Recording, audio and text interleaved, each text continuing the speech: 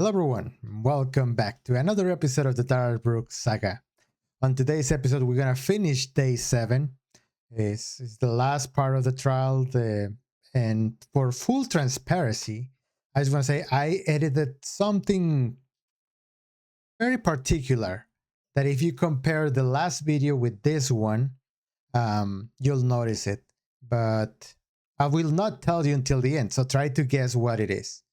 But without further ado, I want to say thank you guys for watching. Thank you for giving the video a like. Thank you for the hypes. Those really help. We get like 18 every video, which is awesome. So thank you for that. And let's get into the video. And a cross. Yep. Always so eloquent with words, Darrell Brooks. You're like, yep. So seeing the damage to the SUV that was parked in your driveway, it would be fair to say that the hood was pretty jacked up. Would that be fair to say? Again, a poet over times. It was, the hood was pretty jacked up. Oh god, this is gonna be a long one. Yeah, if we're talking about the red SUV, The vehicle in your driveway. there's multiple vehicles in my driveway. The one. Great comeback by this guy. But why is Darrell so afraid to say red SUV? He thinks that it hurts him in some way to admit that it was a red SUV? The one that's specifically in your driveway. In 68. Exhibit 68. We can put that up. Where is it? 68. You see on your screen, Mr. Burke? Yeah, Is that yeah. the one you want We to just talk about? went Yes. Go yes, ahead. yes. we just went through all these exhibits a minute ago, and he doesn't even remember the one that shows his car. 68 is published. And for the record, I do not identify by that name or consent to being called it. For the record. Can you see it on your screen? Yeah, the image I can see two SUVs, our white SUV and then the red SUV that I mentioned is that's pretty well beat up. It's fair to say that hood is pretty beat up. You can say it, yeah. And you said you observed the driver of that vehicle jump over the hood. I wouldn't say necessarily jump over the hood. Like I said, sort of jumping over the hood. You can say like kind of like leaving, kind of going, sort of. It's a little bit hard to explain, but What I think he means is that, and I was thinking about this while I was editing this, is that he saw him like Darrell get out of the car here, right? And let me see if you guys can see my, you guys can see my mouse. So he get out of the car and then he goes through here, and when he gets to the corner of the car, this part of the defense is beat up. It's like hanging in there. So he had to jump this in order to get out and keep going through the street. So that's what I believe he saw. Like he saw him run over onto the front of the car, jump over this, the defense of the car, the bumper of the car, and then continue going. That's my theory. not necessarily sliding over the hood, sort of going in front of the vehicle, sort of evading it. So what would you characterize as a jump? As a jump, I guess you can say definition-wise, jumping is just jumping up and down, but colloquially, I guess we can say jumping over the hood of the car could be sort of evading the vehicle, going away from it, staying close to it, but sort of still being able to move in a quick fashion. So would it be safe to say evading the vehicle? Well, let me back up. What do you mean by evading? Would that be trying to distance themselves from the vehicle, or what would you define as evading? Yeah, I mean, this is another situation where Brooks is... Give me 1 second. Yeah, this is another situation where Darrell Brooks is not understanding what he means. And if he doesn't understand it, that means that it's not real. Evading would be sort of trying to get away. So if you have a certain path, you can try to move to the side, step aside, kind of jump over it, I guess you can say. From the image, we can see that the damage not only is attached to the vehicle, but there's some damage that's sort of spread out from the vehicle as well. So jumping over it, stepping to the side of it, sort of falls within that same definition of jumping over the car, sort of evading it. So that falls with your definition of jumped over the hood with me. Would that be fair to say? You can say. And you said that. Yeah, this is the same problem that we have with Cory Ronco, where she said that she got up and he was like, but you were never on the ground. And that only means that her saying got up means that he stood up to him. So it's the matter of definition. At one point, when observing this, you closed the blinds at one point? Yeah, our blinds are, they were closed. We really don't have anything to look at apart from the building, apart from our driveway. So when I heard the vehicle, or when I heard, obviously I wasn't really sure if it was a vehicle, when I heard the big scratch, sort of a halt, a scratch, as I looked out, as I peeped over the blinds, I was able to see the vehicle, and I was able to see the person sort of evading, jumping over the car, going away from the car. You said you heard a scratch. What would you define that as? Obviously not a scratch that you can say, maybe not like a chalkboard one, but sort of if you can hear maybe like metal or maybe something on concrete. I guess you can define it as a scrape, I guess you can say, a little bit better. Was it a loud crash? You couldn't really say it was a crash. You can hear the sound that I heard. I defined it as a scratch, or I guess you can say a scrape, because it was. I'm sorry, you can continue. Because it was more. It was a little bit longer than just kind of like a big crash and it ended. You can hear something scraping. So like a scrape. Yeah. But not. And this is the typical Darrell Brooks tactic of using previous testimony from another witness to try to get this witness to say something he didn't saw or hear in this case. Because remember, when he was with the crash inspector, he said that he heard a loud crash. And now this guy said that for him it wasn't a crash, it was a scrape. But making him say that, Brooks, it doesn't invalidate the other person's testimony. A loud, like, bang. Not necessarily, no. How long would you estimate you were observing before you closed the blinds? I would say I would give it like a good 6 seconds. I would say 5 seconds. Yeah, it wasn't that long because, like I mentioned, I thought it was somebody from downstairs. I wasn't really. I was more concerned about what happened in our driveway, just because I wasn't really sure what was going on. Did anything get damaged in your driveway? In our driveway, there was, I guess you can say, damage in however you may define it. Like that log that we can see in the image was sort of dragged into our driveway. There was oil left in our driveway. There was debris left in our driveway as well. And if you could sort of count our backyard was pretty well beat up, sort of like you can see with our neighbor's backyard. The grass was sort of kind of beat up. Nobody really drives vehicles through that area, so pretty well kept. So it was more like oil, logs, pieces of wood, that sort of thing? Yeah.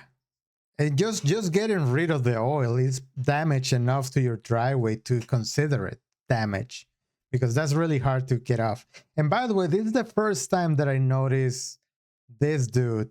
I always forget his name, but he was, I believe he's a YouTuber or was a YouTuber. I don't really know what he's up to these days, but he was very vocal about Darrell Brooks being innocent.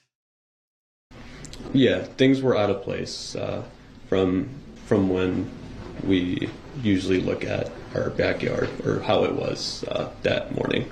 And you stated that you can tell the general direction of Maple Street from your window, but you can't actually see it? Yeah. So that'd be fair to say? Yeah, because, I know where my house is located, and I know what street it's facing, and I know what street or what is to the left of my house, and I know what's to the right of my house, so I know what general directions are around my house. So if leaving your driveway, Oh, there he goes. going towards Maple Street, if someone would to go right or left, at that point you wouldn't be able to tell. From, if we're speaking specifically from my driveway, if you're heading left away from my driveway, not towards the garage or towards that sort of garage area, if you're heading left, you are heading towards Maple Avenue. There's no other way from it. And once coming from your driveway, if someone was headed that way, once they got to Maple, would you be able to see them at that point? Not on Maple Street, no. Like I said, I know where the general direction as to where Maple is, but I can't really directly see Maple Avenue from the window that I was at. The window that's to the left of my window is sort of closer to that street, but I wasn't there. Yeah, that's another thing that Darrell is trying to do with this witness. Like, he's trying to invalidate his testimony because he said that he saw him run towards the right side of the street. And now he's confusing him by telling him that if he can see the street from his apartment, from his window, which obviously you cannot do. You have a whole house in front of you, but you can see to the right. You're going to see it later. I'll show a picture. And you didn't get a description of the driver? What was the question? Sorry. You didn't get a description of the driver? Of the driver, yeah. When we were questioned, or when I was questioned by the detectives that visited us, I remember giving a good description of the driver. I said that he had a hoodie on. I remember mentioning that it was either a light gray, a white. Like I mentioned before, since it happened in a flash, some of the white that I saw was part of that scarf that you can see on top of the hood. And in a previous image, we can see something hanging from the side view mirror, which is also a white, I guess you can say a white accessory that has sort of like a light colored band. And so at the moment, those are some of the colors that popped up during my recollection when the detective showed up. And I could describe the driver as being very able to run, move from the vehicle. I was pretty sure as to it being not someone very young, maybe not an older individual, sort of physically capable of being able to run away and sort of still present within the moment of realizing what happened and sort of leaving the situation. And you may... I mean, that's a very good representation. I mean, it could be anyone, but since we have more evidence, we know that was Darrell Brooks. And he said it right. He was a gray or a light gray or white hoodie. Made that determination just by 5 or 6 seconds of observation out of your window? Yeah. You testified earlier that you saw someone, but you didn't see him face to face. That'd be fair to say? Yeah. And the logs that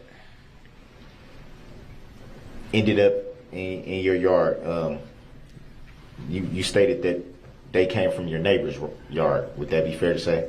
Correct. Do you know what they used those logs for? They were sort of placed around. They have a few decorations around their yard. They have a fireplace. They have some seating areas. Those logs were sort of just there to sort of sit down because they're little stumpy logs. They had some sort of, as you can see from the image, they're sort of put together by some metal band. So they're not really just there for use, but more they were just kind of put there for them to sit around. Yeah, just some decoration or sitting patio that they have around. But why are we talking about the logs, Darrell Brooks? Why are we talking about them? Are they gonna prove that you weren't there? So pretty much just, if they're out there in the yard, they may use them to sit on, some of that nature. Correct, yeah. You recall how many logs were out there? Not necessarily. I can say maybe 4 or 3. I knew they were there, but I couldn't really tell you the exact number. But I have a general idea of what's in their yard. And you stated at some point, you and friends or family member, I'm not sure which one you said, but y'all kind of gathered around the vehicle at some point? Yeah, when I I was the first one to head on down because I was the first one to see sort of the vehicle. When I went out, I tried contacting my neighbors from downstairs. They tried investigating, like if anybody had a red car, a red SUV, or anything, and he came back to me and said no. And I told him that there's a vehicle in our driveway, and so everybody came out. Everybody was sort of looking at the vehicle, and everybody was pretty confused because nobody recognized it as theirs or anybody they knew. So it was more of a let's go see what he's talking about and figure out if it belongs to anyone type of thing. That was the main purpose. We were trying to figure out what was going on because we never recognized the vehicle. We've never seen it before, or I've never seen it before. And as soon as I described it to them, they've never seen it before.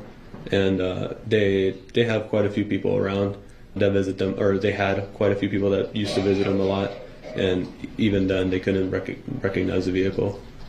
So what did you guys do from that point after coming out and kind of all collectively observing the vehicle? What did you do from that point? Why do you care, Brooks? I'm sitting here trying to figure out what is the point of all these questions, and I got nothing. Like nothing at all. Why do you care what they did? It doesn't matter at all.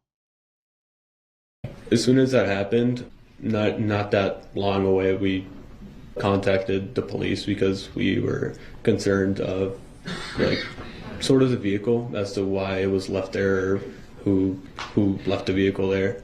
And so when we started seeing people leaving or heading down from Maple Avenue away from downtown Waukesha, we started kind of maybe speculating that it was probably involved in because everybody knew that there was a parade going on, and we started maybe recollecting that maybe it was part of the parade or maybe something happened, especially because when we were looking at people leaving the parade, some of them looked scared, some of them were kind of walking faster than usual, some running.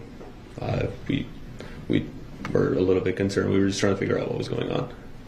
So it'd be fair to say at that point it was just confusion, no knowledge of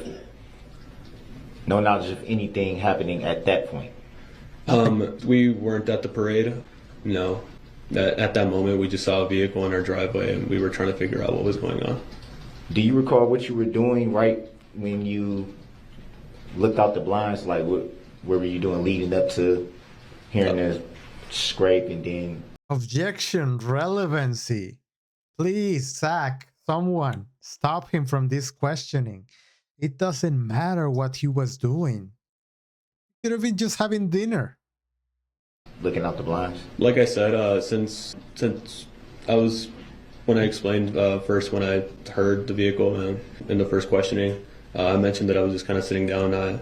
We have a chair, or not a chair, but we have kind of like a recliner couch, and I was just kind of just having a regular afternoon. And since I'm right by the window, as soon as I heard something, I was able to try to investigate what was that noise, or what that noise was.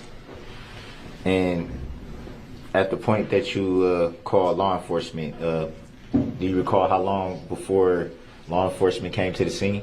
I personally didn't call law enforcement. Like I said, our neighbors called law enforcement, so I couldn't really say an exact time, but they were there fairly quickly. And as soon as they arrived, we were just told to get inside, back in the building. I'm sorry, can you clear the exhibit? I forgot it was. It happens. I forgot it It's was. late. Why are you laughing, Brooks? Like you are right now confronting someone that saw you after you murdered 6 people and hurt dozens of others. You are laughing because you forgot that the exhibit was there, even though the witness has been referencing that the entire time. Don't laugh. Do you recall who took the photographs? The photographs, no. Were they part of the collective group that all kind of met up to figure out what was going on with the vehicle? Nobody was actually taking photographs during that time. They were, the neighbors downstairs were sort of, what's it called? They were just kind of inside the building, and as soon as I left the building. We were just kind of looking at it. We were trying to figure out what was going on. At the moment, we were just trying to see if we can get help because we weren't really sure what was going on. The police most likely took those pictures, Brooks. They are the ones that secure the scene and look for evidence around. So the photographs that you saw on the exhibits today, was this your first time seeing those photographs? The photographs specifically, yes, but the vehicle and the whole scenery, no. No, just the photographs. Was what you saw today, was that your first time seeing those photographs? These photographs? Yeah. No. So you've seen them before today?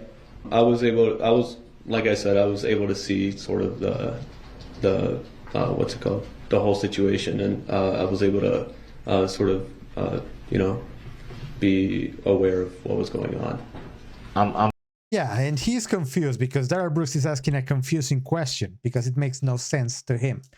He's asking if the district attorney showed him those pictures before today. That doesn't matter, Brooks. The defense, the state can gather with their witness and tell them, look, we're going to talk about this. Just tell us the truth and everything will be fine. It's not like they're plotting or they're biased against you.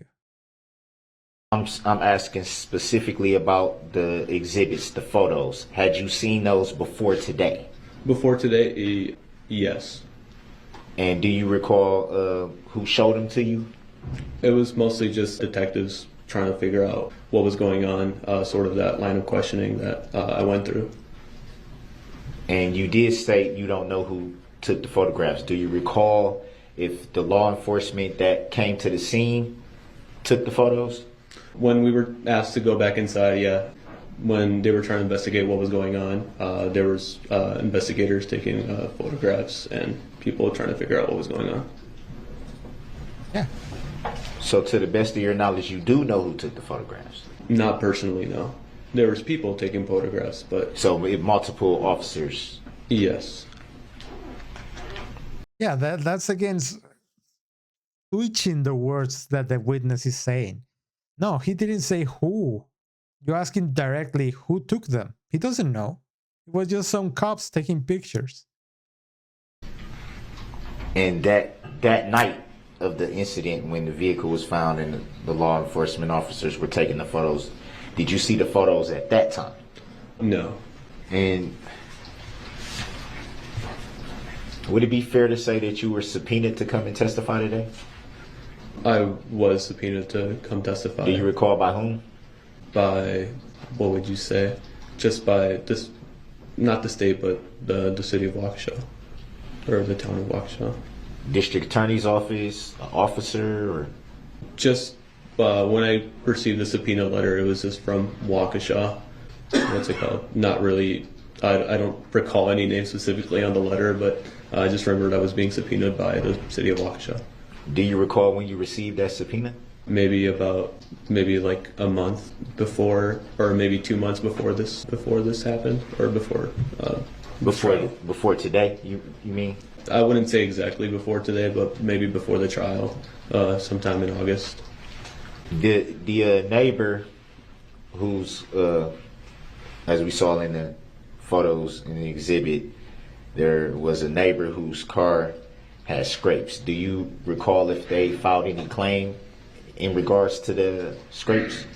In regards to the scrapes, no, just because they weren't actually there. I think they were actually at the parade, and since all of Maple was kind of shut down as soon as the police showed up, I think they had trouble getting in or getting to their house.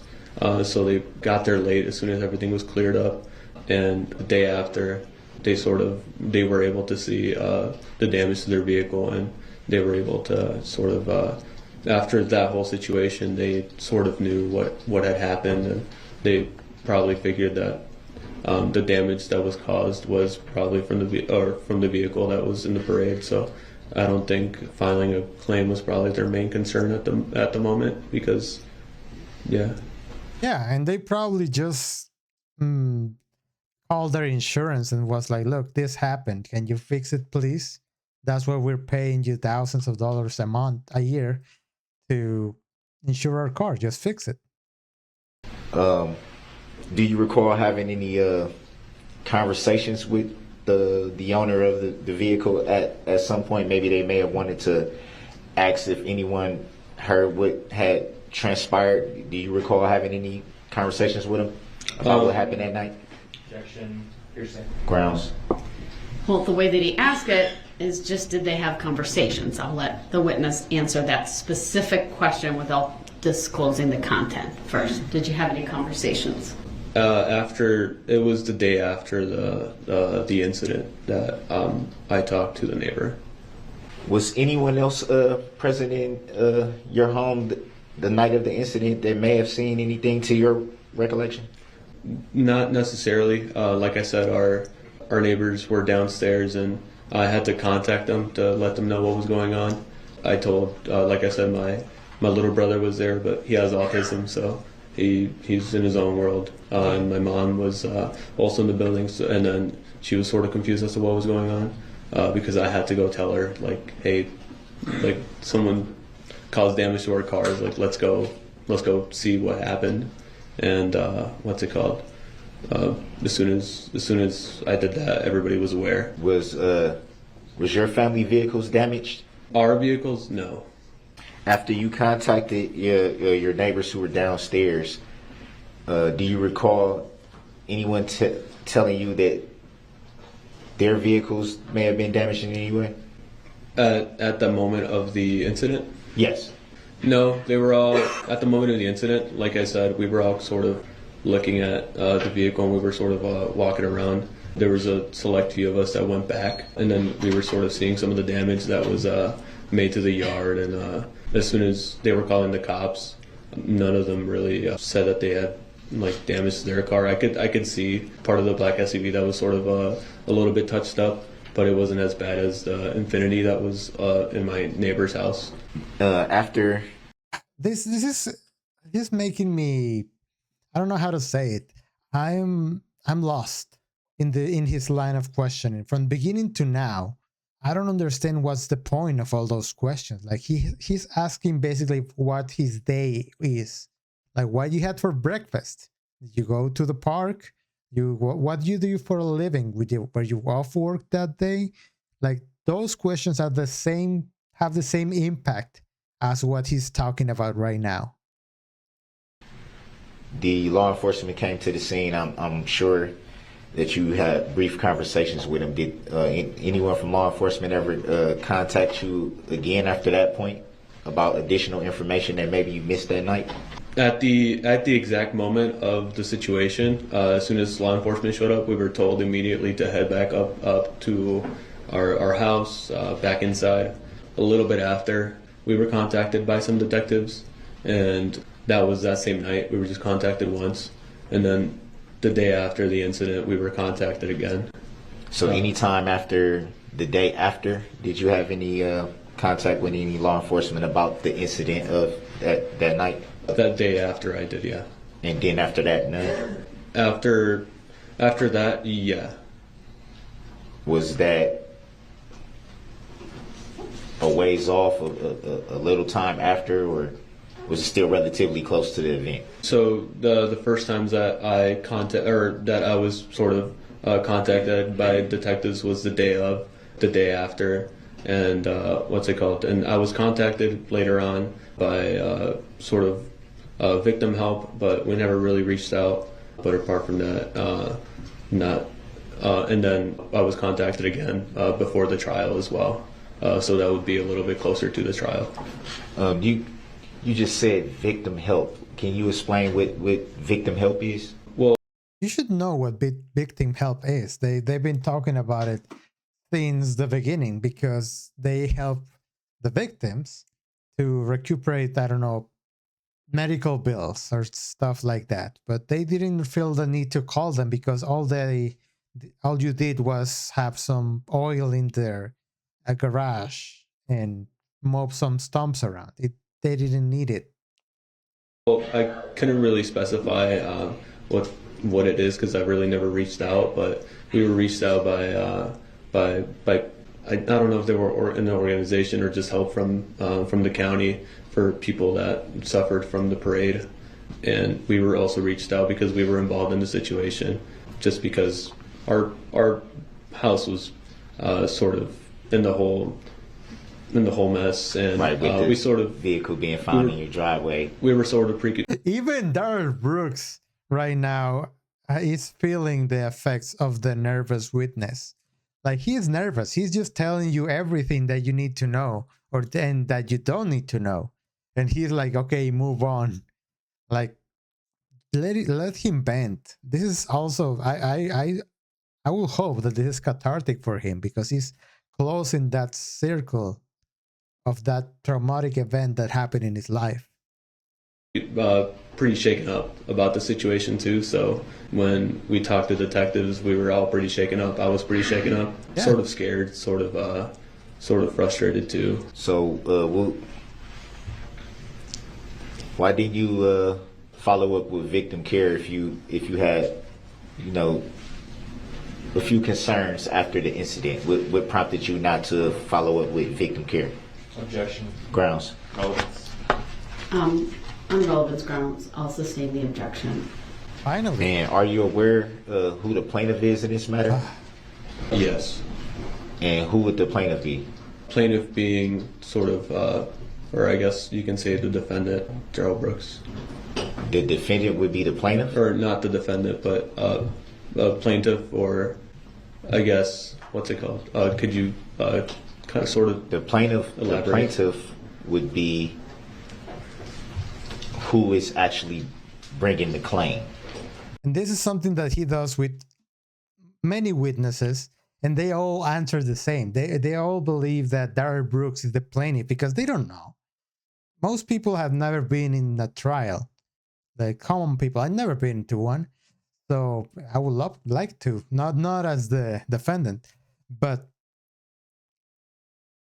they don't understand the question because it's so weird and not relevant that they don't think about it. Oh, the plaintiff bringing the claim. Who's bringing the claim would be the plaintiff. That would be this city of Waukesha. Sorry, The city of Waukesha? I'm confused by the questioning. If I'm going to be completely honest. And I'll object and move to strike the line of questioning for relevance. Grounds Well- answered. He answered it. May stand. Next question, please. And you I really like what Zach did, is that he asked to strike the whole chain of questions because it doesn't matter. And what his hope was that Darrell Brooks stopped talking about the plaintiff because it's irrelevant. We know it's relevant. He knows it's irrelevant. stated that at that time you didn't there was confusion about what was going on. So just so we're clear, you at that time you didn't learn any information about what had transpired at the parade at that time. No. At that time, specifically, can you specify what time? At the time that you observed the vehicle in your driveway and then had the initial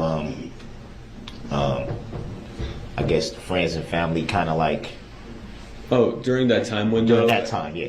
During that time window, like you mentioned, as soon as I witnessed the vehicle, I had no idea what was going on in my driveway or what led to that vehicle being left in my driveway. And like I mentioned before, as soon as we being our neighbors from downstairs and my mom, we all went downstairs and we kind of looked at the vehicle, and then we started realizing what was going on as soon as we saw people leaving the parade, leaving away from downtown Waukesha.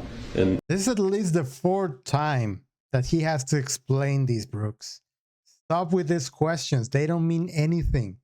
You didn't add anything to your defense with this cross-examination. we were able to sort of figure out what was going on, but not necessarily like exactly what happened. And you stated you saw people running Yes. from the downtown area or from the other way. I can't remember which one you said, but you said you saw it was kind of like people were kind of all over the place. What is this? What are we doing, Brooks? He was making the fly away movement. He was swimming in place. Not necessarily all over the place, I would say. There was a cohesion as to the direction that people were leaving or heading towards.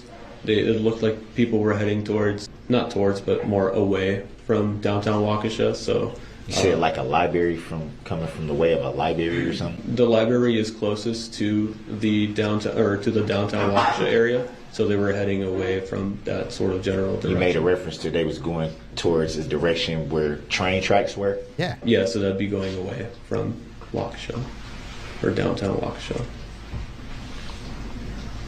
Do you recall do you recall how many people it were? Was it a lot of people? Was it? What are you doing with your hand?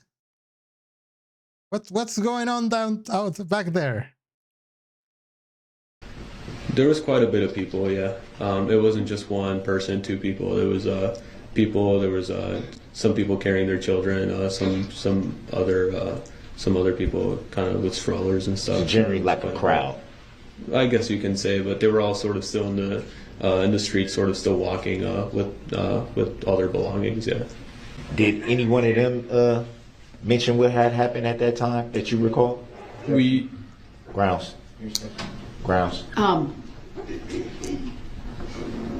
It does call for hearsay. Do you want to ask him that? Yeah, you're asking what other people said. You cannot do that. You just want to know if he talked to them? I was asking, did he, to his recollection, did any one of the people that was moving away from the area, did they say anything that he recalls? Calls for hearsay. Do you want someone to sustain the objection? You could sustain. Okay. I'm really glad that you gave her permission to sustain the objection. I know it's sustain, but how rude of you. And That do it. No more questions. Okay, There you thank you. go. Any redirect? Very, very briefly, Your Honor. Could we please put up exhibit number 66, which has previously been published? I asked to publish it again. Go ahead. And while we're waiting for that to come up on the jury monitors, I'll ask Mr. Arashiga, from the moment you arrived downstairs and saw the vehicle in your driveway until the moment that the police arrived, were you standing near the vehicle that whole time? Objection. Relevancy. Overruled. So when the officers arrived, the first responders, I guess you can say, when they first arrived, we were not necessarily like right by the vehicle, but we were sort of in that general area, right by the balcony area. And as soon as they showed up, we were told to just get back inside. So we just walked back inside the building. But yeah, we weren't really right on top of it. We were just kind of by that area. When you say balcony, you're referring to the front balcony closest to Maple? Sustained as to the form of the question.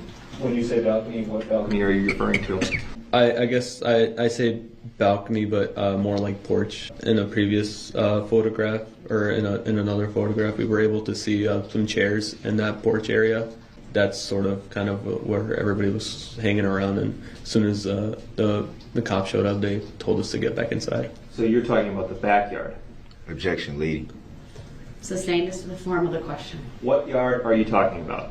The yard that we were hanging around. Yes. That would be sort of the front yard, when the first responders showed up. Because as soon as they showed up, they told us to get back inside, and we went back inside right away.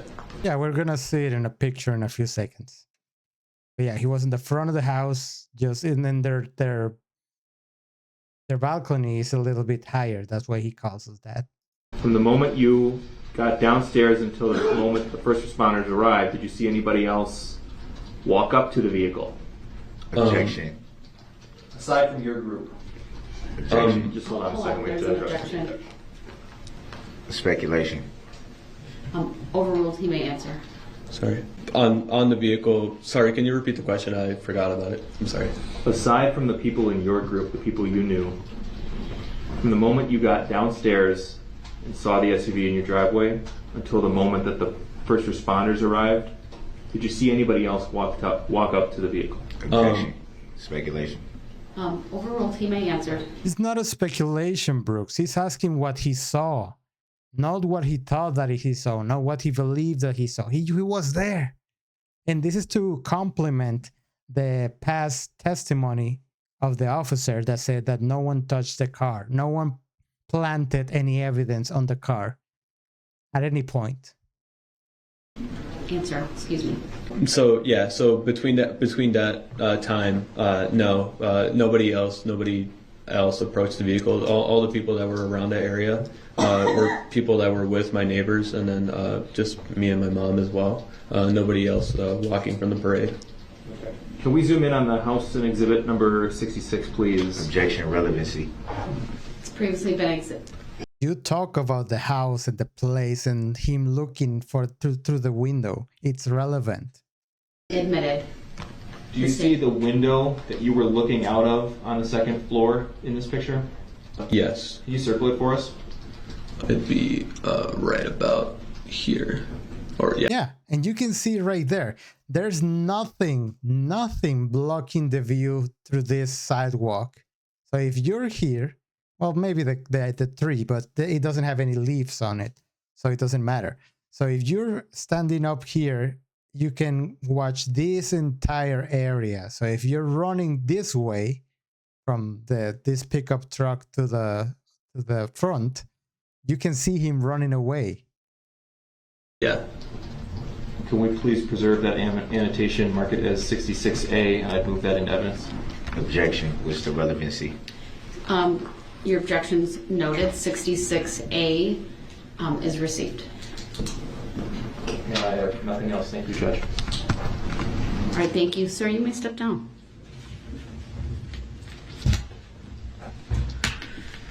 Was he on your list of subpoenas? Nope. I No. don't believe so. I don't believe so. Okay, then he may be dismissed. Or excused, sorry.